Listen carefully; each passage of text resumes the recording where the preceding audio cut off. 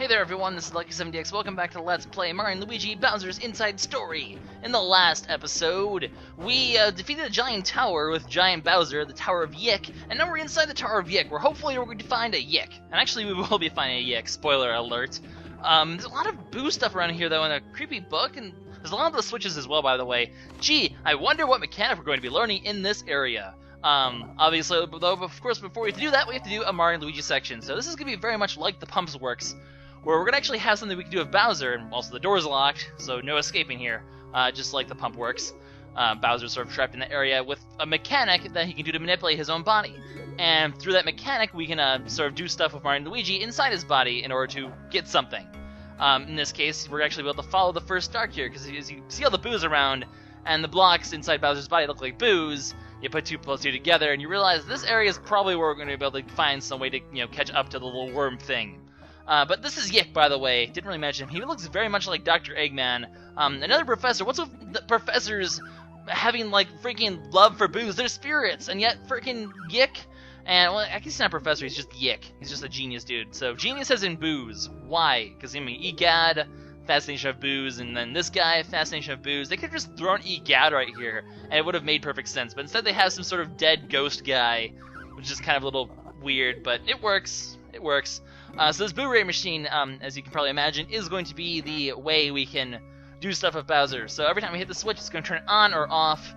When it's on, stuff's going to be able to happen in Bowser's body. If it's off, different stuff will happen. We'll get more into that as we go into this next mechanic. So basically, in this episode, guys, we're going to start a new area of with Mario and Luigi inside Bowser's body. So even though we have access to the outside area, as you can see, there's still going to be plenty of areas in Bowser's body that we're going to have to explore with Mario and Luigi. We're nowhere near done with all the exploration quite yet. So as you can see, there's already, pretty obvious that we have to go back to that area. It's sort of glowing and all lit up. First, let's go ahead and heal. I think we're a little low, aren't we? No, we're not a little low. Okay, well, never mind then. We're not going to heal. We're actually going to just go straight to the area. I guess, I don't know, I thought it's only 69 HP, haha, 69, but I don't know, I guess I thought that was a little low, but apparently it's not. Apparently I'm only like 69 HP of Mario. I guess I shouldn't be surprised. He's not supposed to be the tank, but I don't know. The Luigi's HP being as high as it is, I don't know, Mario's just pales in comparison. But as you can see, when the light appears, those blue blocks disappeared. Basically, the way this new mechanics is going to work is the light will cause some blocks to appear and others to disappear, and then vice versa. When you have it off, some blocks will appear and others will disappear. Just really depends on, basically turning the light on and off is going to manipulate a lot of different kinds of things. But we're here in the energy hold. That is our next area. Kind of a cool area. I do like this area, both because the boom mechanics are pretty cool and because there's another mechanic in it that's pretty interesting as well. Well, not really a mechanic. Well, it's actually, I guess there's another mechanic technically. But there's just a lot of things that are introduced in this area, and just the whole layout of it in general. I think it's just a pretty cool area. It's not really complex. It's just all about different platforms appearing as you just sort of do stuff. So as you can see, some platforms will illuminate themselves when the light's on. Other platforms will appear when the light's off, as you saw right there. So those blue blocks will happen when it's off. Those invisible ones, they'll light up when they actually are invisible. You actually can jump on them, by the way, but they'll only show up and invisible.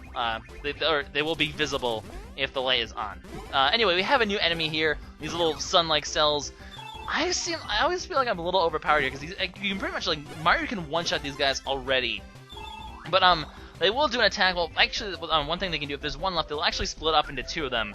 It'll cut their HP in half though, so if it's at full health, they'll actually still be at half health, and they'll actually pretty easy to defeat in one turn.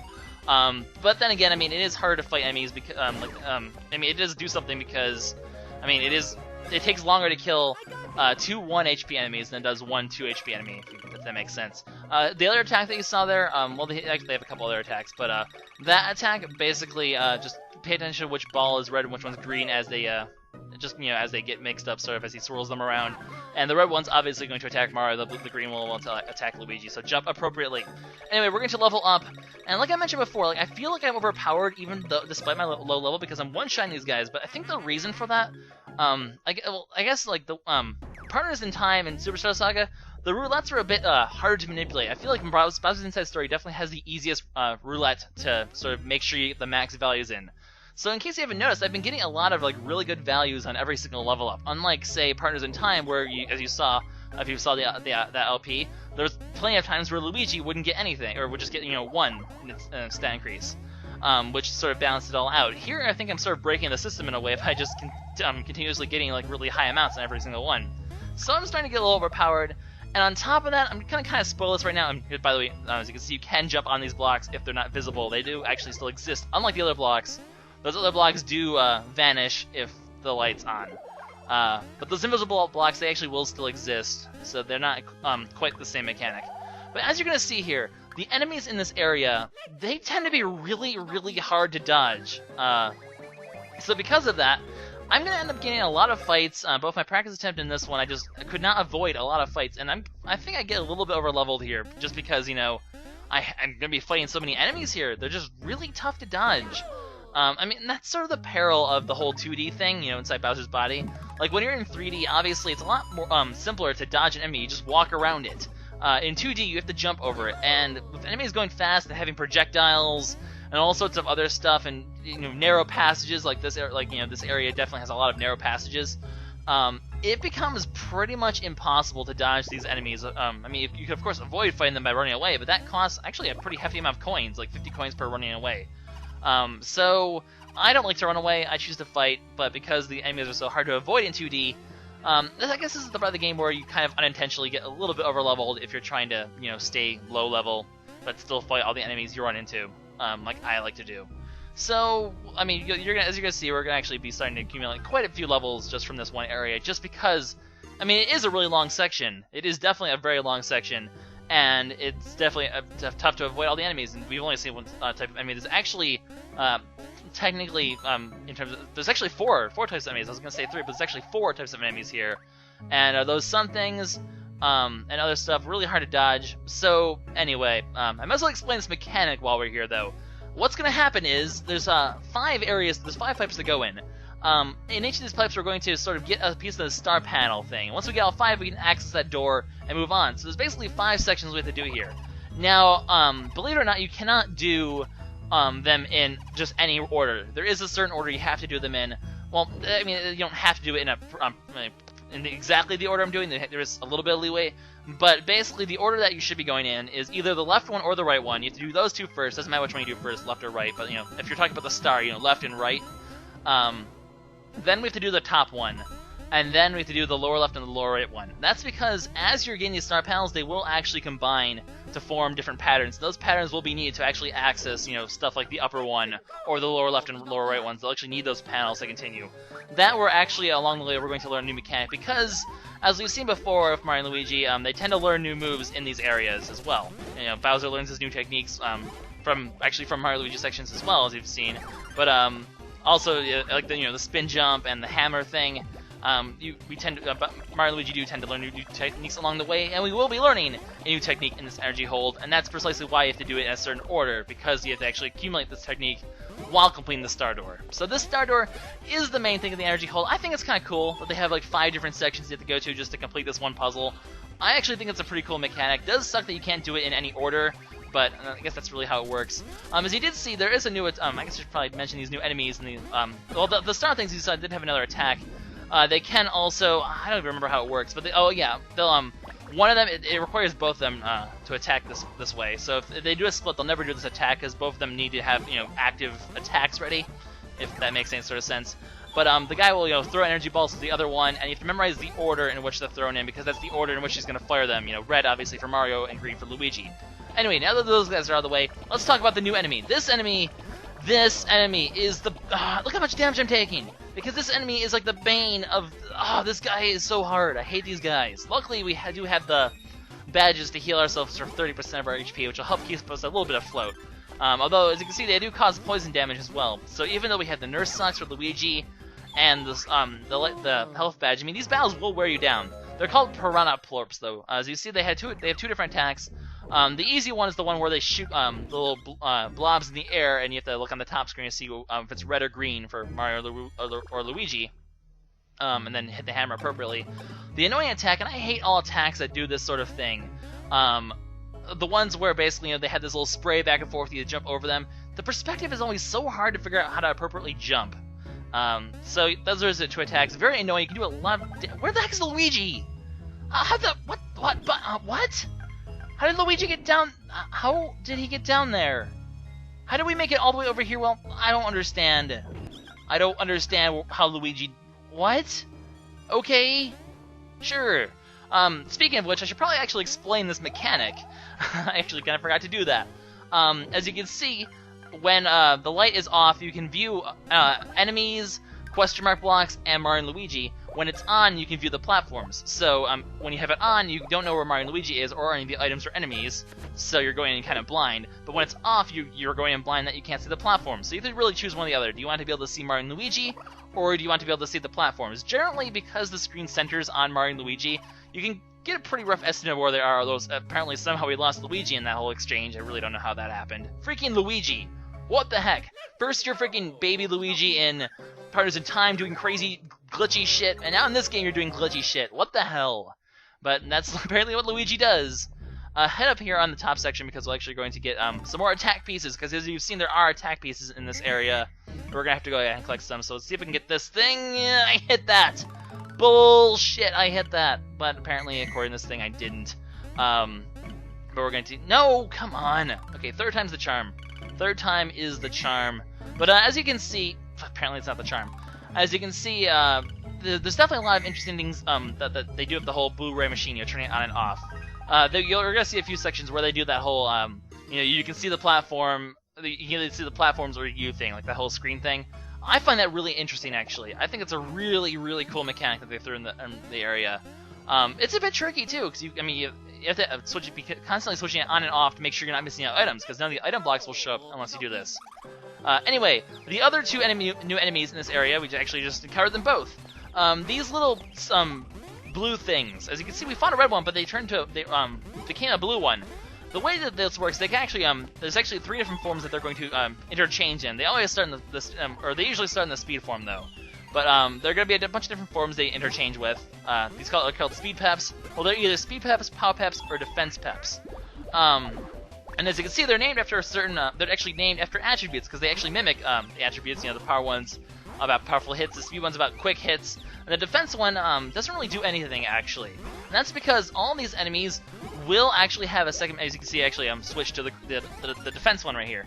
But all these mechanics can actually sacrifice themselves to enhance another enemy's attribute depending on what form they're in. So the speed one's going to enhance other enemies' speed, the power one's going to enhance other enemies' power, and the defense one's going to enhance other enemies' defense. Now, normally, the power and speed ones, they usually don't sacrifice themselves, but the defense ones usually do.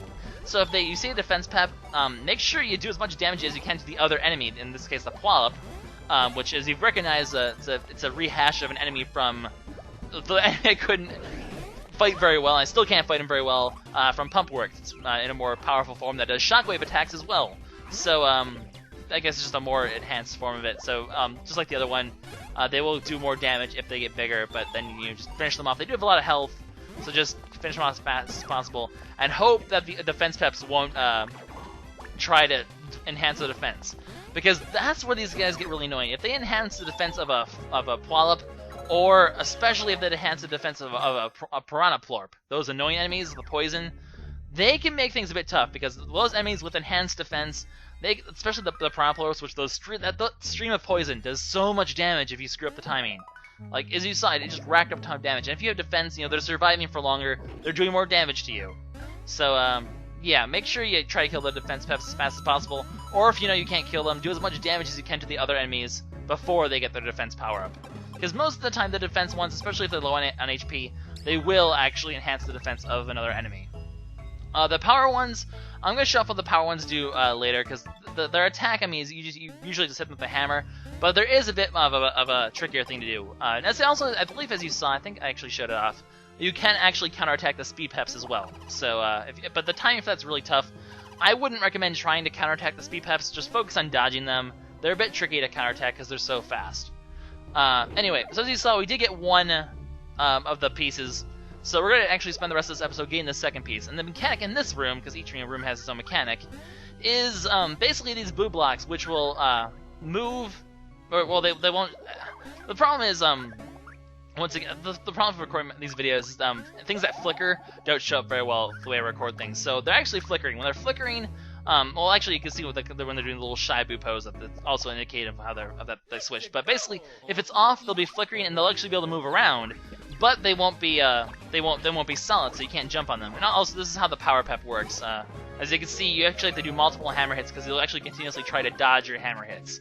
And generally, it takes about 3 times to get a solid hit on it. So I got lucky that first time where I got a counterattack in 1 hit. Usually, it takes 2 or 3 tries to actually be able to counter attack him. So just keep hammering him until it works, and don't let him punch you because it will hurt. Being the power pep and all, it's the whole design is, it's designed on power basically. I shouldn't have fallen down here, by the way. I thought there could be an item down here, but now I kind of am stuck fighting these enemies, which does kind of suck a bit. But hey, level up, getting some good defense. I'm okay with this. But yeah, so those boos basically they'll be solid. They're very much like the Shy Guys, the Shy Guy ghosts from Mario vs. Donkey Kong. If you remember that LP way back then, if you're an old fan, I suppose, or you watch my old LPs, they're very similar to that, where they'll move under certain circumstances, but they won't be able to be jumped on. Or under the circumstances, they'll be solid, but they can't move. So you start to manipulate them, their movement, and then make them solid and freeze in order to do stuff. So there's a switch there. We can't hit said switch, though. There's no way to get the block over there, unfortunately. So we actually go to the left here. So what we need to do is we need to make this blue block move all the way up here, which is going to take a while. I really hate how my recordings don't take the flickering properly. It doesn't really show up well in the video. I do apologize for that. I actually have no idea how to fix that sort of thing, because just frame rate and recording. If the frame is flickering back and forth really fast, it gets a bit icky, Anyways, you can see, here's an example, by the way, of a defense pep powering up the defense of a Piranha Corpse, which is everyone's worst nightmare. As you can see, it does significantly less damage. It does do quite a bit of a stat boost. So you do not want that to happen. Piranha Corpse, so annoying to dodge because they have that stupid projectile, and they can hit you before you even realize they're there, and it's just freaking annoying. Do I want to fight over here? Is there something over here? Actually, I don't know. I'm going to quickly go ahead and take care of this before I go over there. Basically, I actually need this the block to move up here. You get the shells. Yes, that's right. There is blue shells in Bowser's body. So apparently, like when you hit the blue shell block in the overworld, a bunch of blue shell blocks just sort of force their way inside Bowser's body somehow. I don't know how that works. Or maybe they travel down the pipes. I don't know. Blue shell blocks. How do they work? But you actually can find them inside Bowser. So use one of those, get the hit there, and all is well. So we're going to move this thing back up here, and then we're going to freeze it, and we're going to head over here, because there actually isn't anything over there, which unfortunately means I'm going to have to fight one of those peps again, because it's really hard to dodge enemies in this area. Like, I don't know how would you go about dodging this enemy? Like, it's just really, really hard to, because of the way they're really fast. Both the power one and the speed ones that appear in the overworld, their attacks are really hard to dodge to avoid a battle. 1-Up Deluxe, I suppose it's worth it. It's probably worth it. So anyway, while we're here, we're going to go ahead and go in this area, and we're going to move on. I believe this is the end.